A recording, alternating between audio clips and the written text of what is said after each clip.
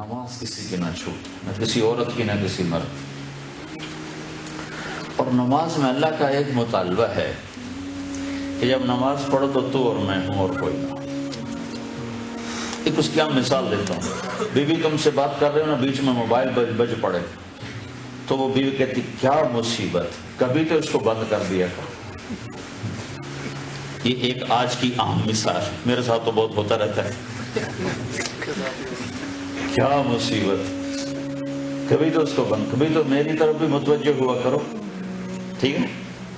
تو اللہ قرآن میں ایک بات کرتا فَإِذَا فَرَغْتَ فَانصَبْ وَإِلَىٰ رَبِّكَ فَارْغَب۔ آپ کو میں گلاس اب پانی نہ ڈال، اچھا یہ گلاس ہے نا، اس میں ابھی یہ کچھ پانی تھوڑا سا ہے، یہ میں نے اس کو الٹایا ہے تو اب کوئی قطرہ رہ گیا جی، دیکھ لیا آپ نے؟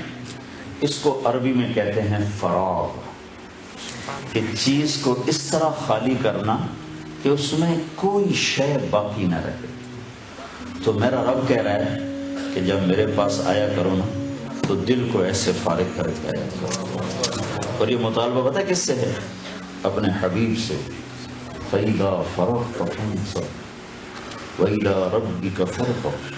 تو اس پر علماء لکھتے ہیں کہ اللہ کے نبی کے دل میں کیا تھا جس کو اللہ کہہ رہا ہے فارغ ہو گیا؟ نہ دنیا تھی، نہ چیزیں تھیں، نہ بیویاں تھیں، نہ اولاد تھی، سوائے اللہ کے کچھ تھا نہیں۔ تو پھر اللہ اپنے نبی سے کہہ رہا دل فارغ کر کے آ۔ تو علماء لکھتے ہیں کہ اللہ کے نبی میں ایک غم تھا، انسانیت کی ہدایت، جس پر آپ روتے تھے، کڑتے تھے، لعلک باخع نفسک الا یکونوا مؤمنین۔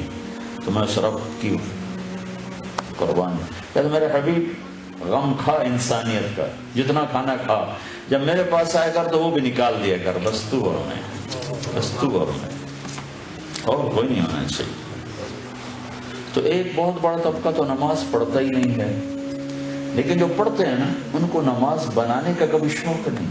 عورت کو یہ شوق تھا کہ میرے گھر ڈیکوریٹ ایسا اس میں گلدستہ پڑا ہو، ایسا ٹیبل ہو، ایسا صوفہ ہو، ایسی میز ہو، میرا کپڑا ایسا ہو، آپ بھی کہتے ہو گاڑی ایسی ہو، دفتر ایسا ہو۔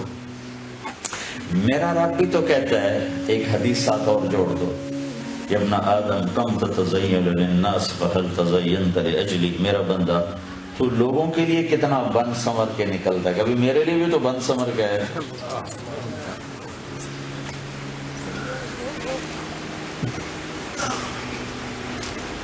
میں آنے لگا تو میں نے کپڑے بدلے، آنے لگا میں اگر بونی کپڑوں میں آ جاتا تو کیا فرق پڑتا تھا؟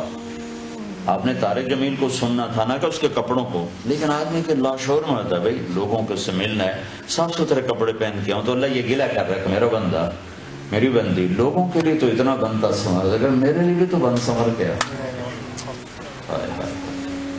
اچھا میں بڑا حیران ہوتا،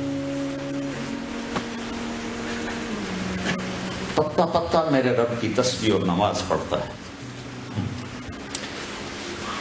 ساتوں آسمان بھرے پڑے ہیں فرشتوں سے، سجدوں میں پڑے، اللہ ان سب سے ہٹ کر کہتا ہے تو سجدہ کر، تیرے سجدے میں جو خوشی ہوتی ہے نا وہ کسی سے نہیں ہوتی۔ جب تو دھرتی پہ سر رکھ کے کہتا ہے سبحان ربی الاعلی، تو میں خوش ہو جاتا ہوں۔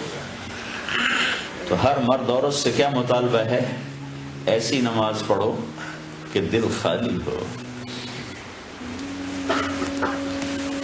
یہ نماز سیکھنی پڑے گی، 95% تو پڑھتے ہی نہیں، جو پڑھتے ہیں ان کو احساس ہی کوئی نہیں کہ میں کس کے سامنے کھڑا۔ تو میرے نبی کی زندگی کا خلاصہ دو بات جو آپ نے دنیا سے جاتے ہوئے کہیں تھی، الصلاۃ وما ملکت ایمانکم، اے میری امت ایک نماز نہ چھوڑنا۔ پورے دین پر تو آتے آتے آئیں گے، لیکن دو باتیں اگر آپ سیکھ لیں، کر لیں مرد عورت، تو دین سارا قابو میں آ جائے، ایک نماز زندہ ہو جائے۔ اور دوسری چیز ہے وہ اخلاق زندہ ہو جائیں، اچھے اخلاق۔